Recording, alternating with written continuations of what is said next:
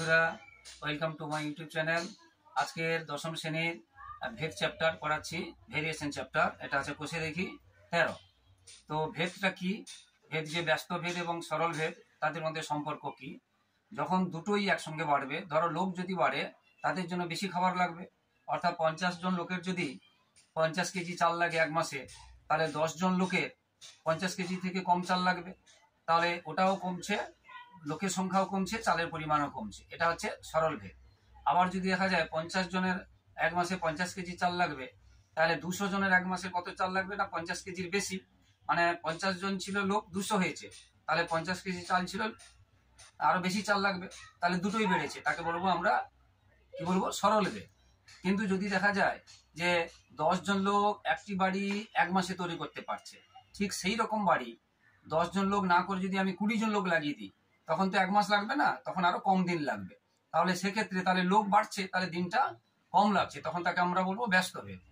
অথবা 10 জন লোকে একটি বাড়ি তৈরি করতে এক মাস লেগেছে, আমি যদি লোক কমিয়ে দিই, 3 জন ওই বাড়িটাই তৈরি করবে, 3 জন লোকে, তাহলে আর এক মাস লাগবে না, আরো বেশি দিন লাগবে। তাহলে লোক কমছে কিন্তু দিন বাড়ছে, তাহলে লোক কমছে দিন বাড়ছে, বা লোক বাড়ছে দিন কমছে, এই ধরনের সম্পর্কে আমরা কি বলবো? ব্যস্ত ভেদ। সেটা আমরা প্রকাশ করব কি করে? আমরা লোককে যদি এম ধরি এবং দিনকে যদি ডি ধরি, তাহলে এম ভ্যারেজেস 1/d, অর্থাৎ 1/, হবে ব্যস্ত ভেদ দেখানোর জন্য। M ভ্যারেজেস 1/d। আর সরল ভেদ হবে কি?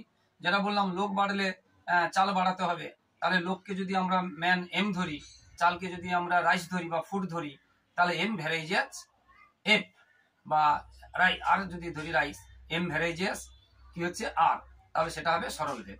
তাহলে সরল ভেদ ব্যস্ত ভেদ বুঝতে পারলে। এবারে তোমরা কোষে দেখি 13, দেখো a বাই বি রিলেশন দেওয়া আছে, এই বি রিলেশন দেওয়া আছে 25, এটা 25, বিটা 10, তারপরে এটা 30, বিটা 12, এইভাবে দেওয়া আছে। এখন আমরা 25 আর 10 গুণ করে গুণফলটা যা হবে সেটা, আর 30 আর 12 গুণ করে গুণফলটা যা হবে সমান কেন দেখবো। এইভাবে দেখবো, যেটা সমান হবে না, কিন্তু ভাগ করলে 25/10 কাটাকাটি করলে বা ভাগ করলে 30/12 ভাগ করলে সমান হবে। ভাগফল সমান হয়েছে, ভাগফল সমান হয়েছে মানে তাহলে এটা কি ভেদ? তাহলে এটা হবে সরল ভেদ। ভাগফল সমান হলে এটা হবে সরল ভেদ। কিন্তু দেখো এদিকে দুয়েরটাতে x সমান 18, y সমান 3, x সমান 8, y সমান 27/4। এক্ষেত্রে দেখা যাবে যে x আর y যদি গুণ করি, 18 এবং 3 গুণ করলে 54, এবং 8 ইন্টু 27/4 যদি আমরা গুণ করি, সেখানে 4 আর 8 কেটে যাবে 2, 27 ইন্টু 2 সেটা হয়ে যাবে 54। অর্থাৎ আমরা দেখলাম এখানে কি করলে সমান হচ্ছে, গুণ করলে, তাহলে গুণ করলে সমান হচ্ছে, তার মানে এটা ব্যস্ত ভেদ। বোঝা গেল? হ্যাঁ। তাহলে এখানে এক একটাতে এ আছে 25, বি আছে 10, তাহলে এ আর বি যদি গুণ করি 25 ইন্টু 10 কত হবে? 250। এটাতে এ আছে 30, বি আছে 12, যদি গুণ করি 30 আর 12 যদি গুণ করি তাহলে কত হবে? 360। তাহলে গুণফল সমান হলো না। কিন্তু যদি ডিভিশন করি, 25কে 10 দিয়ে যদি ডিভিশন করি তাহলে কত হবে না 5/2, এবং 30 আর 12কে যদি ডিভিশন করি সেটা হবে 5/2। তাহলে ভাগফল সমান হয়েছে, ভাগ করতে সমান হয়েছে, তাহলে আমরা বলবো যে ভাগ করতে সমান হয়েছে মানে তারা সরল ভেদে আছে। সেটা দেখাচ্ছি। তাহলে 25/10 কত হচ্ছে? 5 2 10, 5 5 25, 5/2। আর এইভাবে সবগুলোই হবে। 30/12, 6 2 12, 6 5 30, এটাও 5/2। এইভাবে সবগুলো ভাগফল সমান হচ্ছে। তাহলে এ আর বি তখন কি হবে? তখন এ আর বি কি হবে? ভাগফল সমান হলে তারা কি হবে? সরল ভেদে আছে। কেন না? এ বাই বি সমান কনস্ট্যান্ট, মানে ধ্রুবক। এ বাই বি সমান কনস্ট্যান্ট, ধ্রুবক, অতএব এ ভ্যারেজেস বি সরল ভেদে আছে। কিন্তু গুণফল সমান হয়েছিল না, গুণফল হচ্ছিল না। দেখাচ্ছি, দেখো 25 আর 10 কত হবে? 25 আর 10 250, 30 আর 12 ইন্টু করলে কত হবে? 360। তাহলে গুণফল সমান হচ্ছে না, তাহলে গুণফল সমান হচ্ছে না, এখানে ভাগফল সমান হয়েছে, তাহলে কী হবে? সরল ভেদে আছে। ঠিক সেই রকম 3-এর দাগেরটা গুণফল সমান হবে এক্স গুণ ওয়াই যদি করি, 3-এর দাগেরটাতে দেখো এক্স গুণ ওয়াই যদি করি, এক্স গুণ ওয়াই, এক্সে কী আছে? 18 আছে, আর ওয়াইতে কী আছে? 3 আছে, তাহলে কত হলো? এটা হলো। পরের অংশটাতে এক্স গুণ ওয়াইতে, পরেরটাতে এক্স গুণ ওয়াইতে আছে, পরেরটাতে আছে 8, আর ওয়াইতে আছে 27/4, 27/4, 4 যদি কাটি এবার 27 × 2 মানে 54। তাহলে গুণফল সমান হচ্ছে, তাহলে যেহেতু গুণফল সমান মানে এক্স ওয়াই হচ্ছে সবসময় ধ্রুবক হচ্ছে, কনস্ট্যান্ট হচ্ছে, এক্স ওয়াই হচ্ছে সবসময় ধ্রুবক হচ্ছে, অর্থাৎ বা আমরা কি লিখতে পারি X equal constant by Y, অর্থাৎ বা এক্স ইকুয়াল আমরা কি লিখতে পারি কে × 1/y। তার মানে এটা কি ভেদ, এটা 1/y, অতএব ব্যস্ত ভেদ, অতএব কি হচ্ছে, অতএব এটা কি হবে ব্যস্ত ভেদ, অতএব এটা কি হবে ব্যস্ত, অতএব এটা হবে ব্যস্ত ভেদ। আর এটাতে অতএব এটা কি হবে, সরল ভেদ, এটা হলো সরল ভেদ, এটা হলো ব্যস্ত ভেদ। এইভাবে 2-এর দাগের এবং 1-এর দাগের অঙ্কগুলো হবে। এবারে আমি 3-এর দাগের করাচ্ছি। 3-এর দাগের অঙ্কতে কি আছে, 3-এর দাগের অঙ্কতে আছে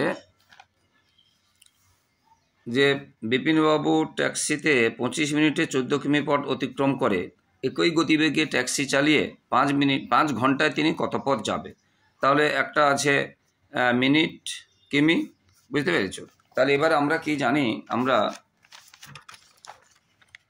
3-এর দাগেরটা করাচ্ছি। 3-এর দাগেরটা ধরি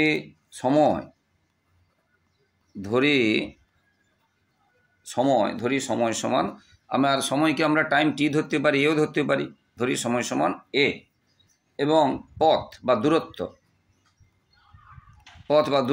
দূরত্বকে আমরা ডি ধরতে পারি, দূরত্বকে আমরা ডিও ধরতে পারি, বা আমরা বিও ধরতে পারি। দূরত্ব ইংরেজি ডি, সেটা ডিও ধরতে পারি, বিও ধরতে পারি। এবার আমরা কি জানি, সময়ের দূরত্ব, আমি বেশি সময় গেলে বেশি পথ যাব, কম সময় গেলে কম পথ যাব, ঠিক আছে। তাহলে সময়ের দূরত্ব কি সম্পর্ক, সময় ও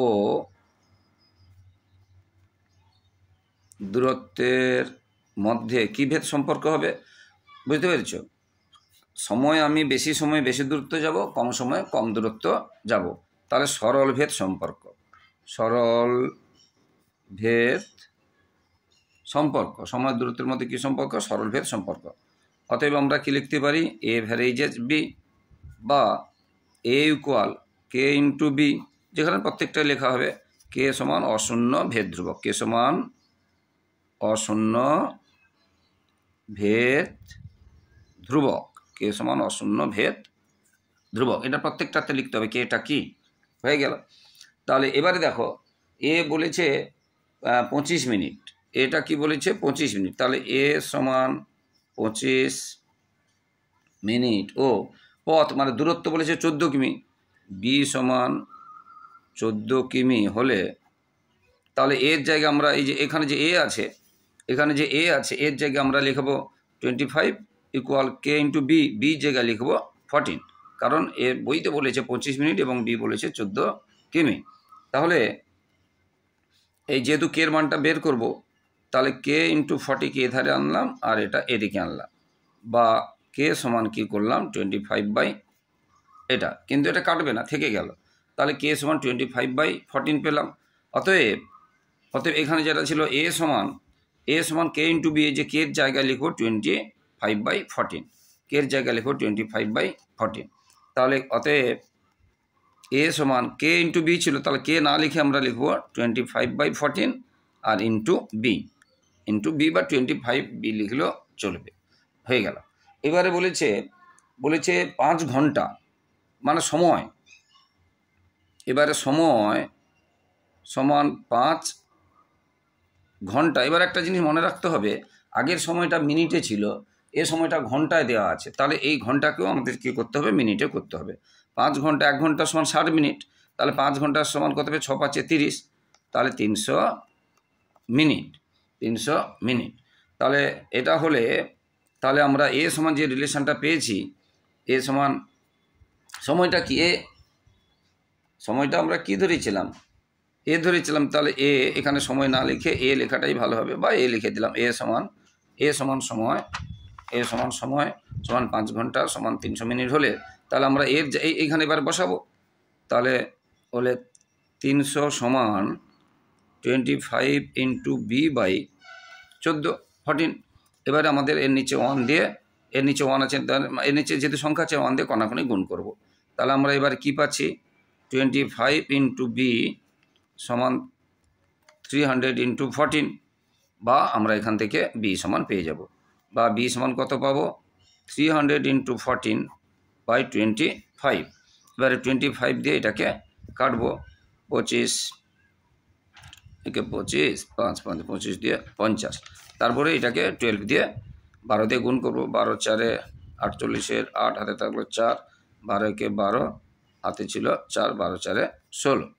তাহলে বি সমান কত বেরোলো, 168। বি সমান কত বেরোলো, 168।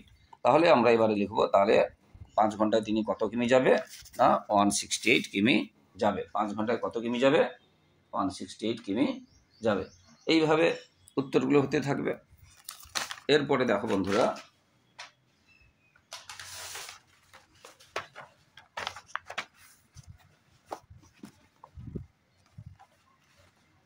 এগুলো প্রথমে অঙ্কগুলো খুব সহজ সহজ আছে। এবারে বলেছে দুয়েরটাতে বলেছে আমাদের স্কুলের প্রথম শ্রেণীর 24 জন শিশুর মধ্যে 1 বাক্স সন্দেশ সমান ভাগে ভাগ করে দিলাম এবং প্রত্যেকে 5টি করে সন্দেশ পেল। যদি শিশুর সংখ্যা 4 জন কম হতো তবে প্রত্যেকে কতগুলো সন্দেশ পেত। এখানে একটু বোঝার ব্যাপার আছে। দেখো, শিশুর সংখ্যা কমলে সন্দেশ কমবে, এটা সাধারণ নিয়ম, সরল ভেদ সম্পর্ক। কিন্তু এখানে বুঝতে হবে যে এক বাক্স সন্দেশের সংখ্যা কিন্তু ঠিক আছে, যেহেতু বাক্স সন্দেশ আছে মানে সন্দেশের সংখ্যা ঠিক আছে, তাহলে মানে শিশুর সংখ্যা কমলে বা মানে তখন কিন্তু যেহেতু সন্দেশের সংখ্যা ঠিক আছে, তাহলে শিশুর সংখ্যা কমলে সন্দেশের সংখ্যা এখানে বেশি বেশি পাবে। মানে এক বাক্স সন্দেশ 10 জনকে দিলে যতগুলো করে পাবে, সেই 1 বাক্স সন্দেশ আমি যদি 5 জনকে দিই তাহলে বেশি বেশি পাবে, বা 1 বাক্স সন্দেশ যদি আমি 50 জনকে দিই কম কম পাবে। তাহলে এখানে শিশুর সংখ্যা এবং সন্দেশ সংখ্যা এখানে কি হচ্ছে, ব্যস্তভেদ সম্পর্ক। কিন্তু স্বাভাবিকভাবে যদি অন্যভাবে ধরি যে 12টা শিশুর জন্য যদি 48টা সন্দেশ লাগে, তাহলে 3টে শিশুর জন্য কম সন্দেশ লাগবে, সেটা আলাদা, সেটা হচ্ছে সরল সম্পর্ক। ওখানে কিন্তু সন্দেশ সংখ্যাটা কিন্তু স্থির নেই, সেই জন্য সরল সম্পর্ক। বা 12টা শিশুর জন্য যদি 48টি সন্দেশ লাগে, তাহলে ধরো 20টা শিশুর জন্য কত লাগবে, শিশুর সংখ্যা বাড়ালে সন্দেশও বেশি লাগবে, সরল সম্পর্ক। কখন, ওখানে কিন্তু সন্দেশ সংখ্যা ঠিক নেই। কিন্তু এই অঙ্কটাতে 1 বাক্স সন্দেশ ঠিক আছে, তখন কিন্তু শিশু এবং সন্দেশের সংখ্যা কি হবে, ব্যস্তভেদ সম্পর্ক হবে, এটা খেয়াল রাখতে হবে। তাহলে ধরিলাম সন্দেশ বি, সন্দেশ সুইট ধরতে পারো বিভিন্নভাবে, ধর শিশু চাইল্ড ধরতে পারো, বেবি বি ধরতে পারো, নাহলে আমরা এমনি লিখতে পারি। তাহলে এটা হলো 3-2টা ধরি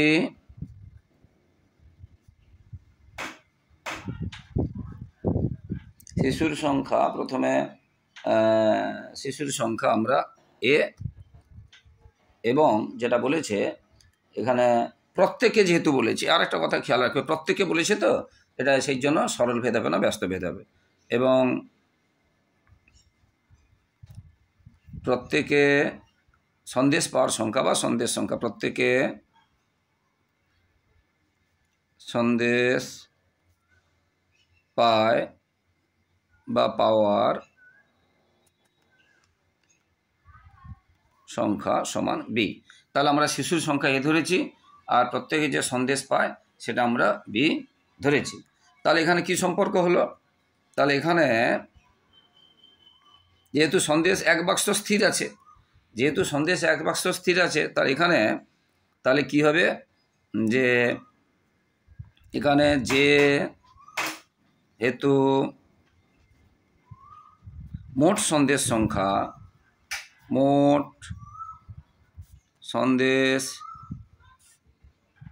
যেহেতু এখানে মোট সন্দেশ সংখ্যা স্থির, বুঝতে পেরেছ, অতএব শিশু সংখ্যা ও প্রত্যেকে পাওয়া সন্দেশের সংখ্যা, অতএব শিশু সংখ্যা ও প্রত্যেকে পাওয়া সন্দেশ সংখ্যা কি সম্পর্ক? ব্যস্ত ভেদ সম্পর্ক, ব্যস্তভেদ সম্পর্ক, ব্যস্তভেদ সম্পর্ক। অতএব এত কিছু না লিখলেও হবে, এমনি লিখতে পারো যে প্রত্যেকের সন্দেশ পেয়েছে বিটি, শিশু সংখ্যা এতজন, ধরি শিশু সংখ্যা এতজন, প্রত্যেকের সন্দেশ পেয়েছে এতটি। অতএব আমরা কি লিখব? এখানে ব্যস্তভেদ সম্পর্ক এ ভ্যারেজেস 1/b। তাহলে এ ভ্যারেজেস 1/b, যেহেতু ব্যস্তভেদ হয়েছে, ব্যস্তভেদ হলে এটা হবে। তাহলে বা এই ভ্যারেজেস চিহ্ন ওঠাতে গেলে আমরা বলেছি একটা ধ্রুবক দিতে হবে। তাহলে কে ইন্টু 1 মানে কে, কে ইন্টু 1 মানে কি? কে। তাহলে k/b, কেটা কি সেখানে লিখতে হবে বলেছিলাম। কেটা কি? অশূন্য ভেদ ধ্রুবক, অশূন্য ভেদ ধ্রুবক। কে কি? অশূন্য ভেদ ধ্রুবক লিখতে হবে। এবারে কি বলেছে প্রশ্নে? যে 24 জন শিশু মধ্যে ভাগ করে দিলে প্রত্যেকে 5টা করে পাবে। তাহলে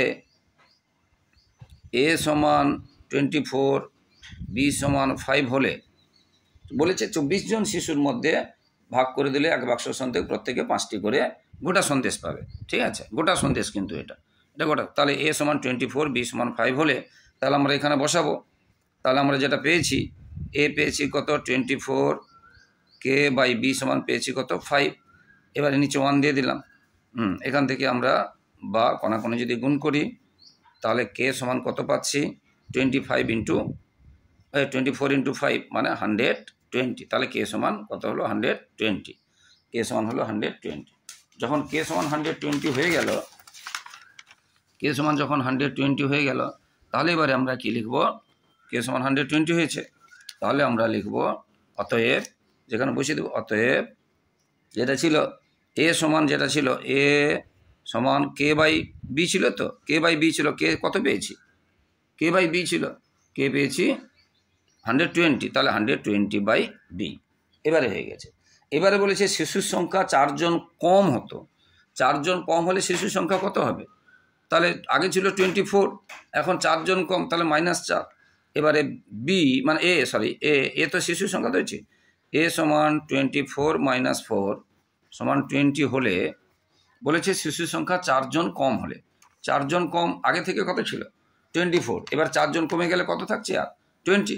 তাহলে শিশুর সংখ্যা 20 হলে এবার এখানে এর জায়গায় 20 বসাবো, এর জায়গায় 20 বসাবো।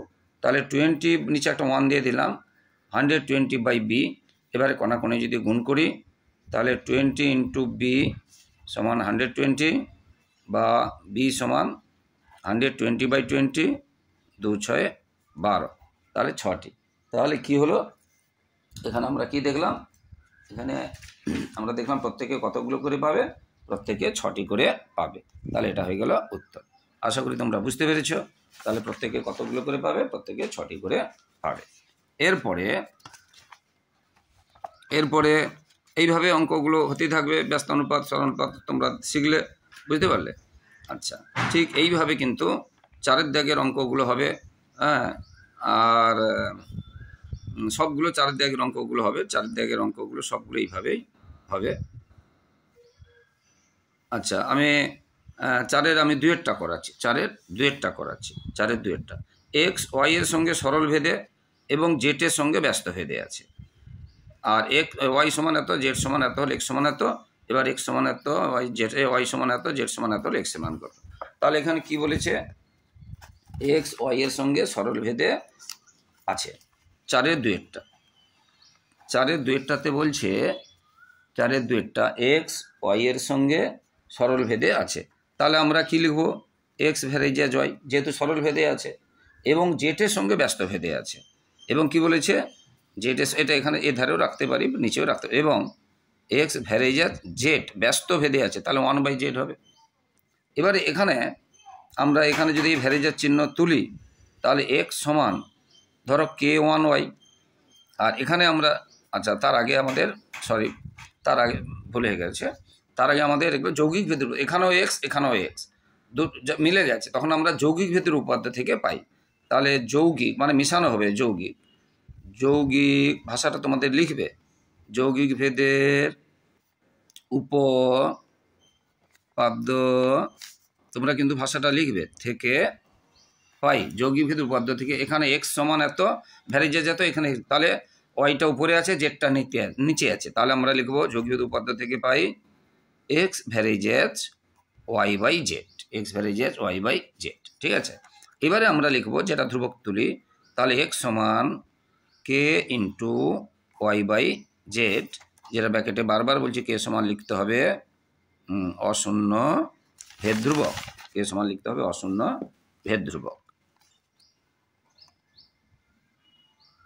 হয়ে গেল। এইবারে এক্স কত আছে, ওয়াই কত আছে, জেড কত আছে বসিয়ে আমাদের কে এর মানটা বের করব। প্রথমে সবসময়ের জন্য আমাদের আগে কে এর মান বের করতে হবে, কে এর মান বের করে এইখানে কে এর মানটা বসিয়ে দিতে হবে। ঠিক আছে, এখানে বলেছিল ওয়াই সমান 4 এবং জেড সমান 5 হলে এক্স সমান 3 হয়, তাহলে ওয়াই সমান 4 জেড সমান 5 হলে বলেছে এক্স সমান 3 হয়, তাহলে এগুলো বসিয়ে দেবো, এগুলো বসিয়ে দেবো। তাহলে এক্সের জায়গায় বসাবো, অতএব এক্সের জায়গায় বসাবো 3 কে ইন্টু ওয়াই, ওয়াইয়ের জায়গায় বসাবো 4 বাই জেড, জেডের জায়গায় বসাবো 5। এবার এটা নিচে আছে, নিচে 1 দিয়ে দিলাম, কোণে গুণ করছি, তাহলে কে ইন্টু 4 সমান 3 5 15, এটা গুণ করে দিলাম 3 5 15, বা কে সমান তাহলে কত হলো 15/4, তাহলে কে সমান বেরোলো 15/4, 15/4। তাহলে এখানে যে কে সমান 15/4 বেরোলো, তাহলে এই যে রিলেশনটা, এই রিলেশনটাতে কে লিখাবো 15/4, অতএব এক্স সমান 15/4, এই যে কে ছিল লিখলাম, আর উপরে ওয়াই আর নিচে জেড এটা লিখলাম। দেখো উপরে ওয়াই ছিল নিচে জেড ছিল, এখানে উপরে ওয়াই নিচে জেড লিখলাম, উপরে ওয়াই নিচে জেড লিখলাম এবং কে এর মানটা 15/4 বেরোলো লিখলাম। এবারে কি বলেছে, এবারে বলে ওয়াই সমান 16, এবারে ওয়াই এখন বা এবার এখন ওয়াই সমান বলেছে 16, তাহলে ওয়াই সমান 16 এবং জেড সমান 30 হলে এক্সের মান কত, জেড সমান 30 হলে তাহলে ওয়াই যেখানে আছে 16 বসাবো, 16 বসাবো, আর জেড যেখানে আছে 30 বসাবো, তাহলে এক্স সমান 15 ইন্টু ওয়াই ছিল, তাহলে ওয়াই যেহেতু 16 আছে বসিয়ে দিলাম, এবং 4 ইন্টু জেড, জেড সমান 30 আছে বসিয়ে দিলাম। এবার আমরা কাটাকাটি করবো, 15 একে 15, 15 দিয়ে 30, আর 4 একে 4, 4 4 16, আর 2 একে 2, 2 দিয়ে 4, তাহলে এক্স সমান কত বেরোলো, এক্স সমান বেরোলো 2 বেরোলো। তাহলে এক্স সমান কত বেরোলো, এক্স সমান বেরোলো 2। তাহলে এটাই উত্তর, এই উত্তরগুলো এইভাবেই হতে থাকবে, এই উত্তরগুলো এইভাবে তোমাদের করতে হবে। হ্যাঁ, এক্স সমান বেরোলো কত 2, উত্তরগুলো এইভাবেই হবে। ঠিক আছে বন্ধুরা, এরপরে ঠিক এইভাবেই অঙ্কগুলো হবে যেটা বারবার বলছি। এরপরে 4 দাগের কি আছে, এরপরে 4 দাগের 3টাতে আছে এক্স ওয়াই এর সঙ্গে সরলভেদ এবং জেটের সঙ্গে ব্যস্তভেদে আছে। আচ্ছা সেম, একদম সেম, এটা তোমরা চেষ্টা করলেই পারবে, এটা একদম সেম। হ্যাঁ, তোমরা চেষ্টা করো, না পারলে কমেন্ট করো, হ্যাঁ আমি অবশ্যই করিয়ে দেবো। আর তারপরের কিন্তু 5 আর 6 ভীষণ ইম্পর্টেন্ট আছে, 6 থেকে একটা আসে আর 5 থেকে অবজেক্টিভ কিন্তু আসে, তাই পরবর্তী ভিডিও তোমরা অবশ্যই মন দিয়ে দেখবে। তো বন্ধুরা, যারা আমার ইউটিউব চ্যানেলটি দেখছো সকলকে আন্তরিক শুভেচ্ছা অভিনন্দন ধন্যবাদ। আর যারা আমার চ্যানেলে নতুন, আমার প্রিয় ছাত্রছাত্রী এবং যারা আমার চ্যানেল দেখছো নতুন, তাদের সবাইকে আমার রিকোয়েস্ট, প্লিজ তোমরা কিন্তু আমার চ্যানেলটি সাবস্ক্রাইব করে একটু পাশে থাকো, একটু হেল্প করো বন্ধুরা। তোমাদের কাছে কিছুই চাইছি না, শুধু সাবস্ক্রাইব একটা চাইছি আর একটু শেয়ার চাইছি।